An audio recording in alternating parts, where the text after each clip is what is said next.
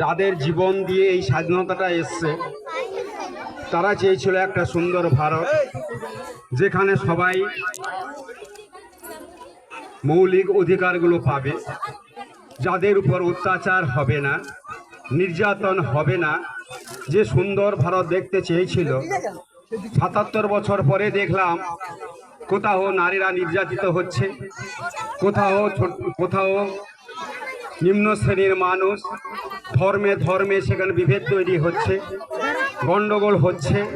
কিন্তু যারা স্বাধীনতা অর্জন করেছিল রক্তের বিনিময়ে, তারা চায়নি একটা সুন্দর ভারত গড়ে উঠবে, যেখানে মানুষের অভাব থাকবে না, যেখানে মানুষ নির্যাতিত হবে না, যেখানে মানুষ তার সুন্দরভাবে জীবনযাপন করতে পারবে। সেই ভারত এখনো আমরা পাইনি। সেই ভারত গড়ে তুলতে হলে আমাদের মানসিকতার পরিবর্তন করতে হবে, সব মানুষকে সমানভাবে দেখতে হবে। এইটাই তারা চেয়েছিল।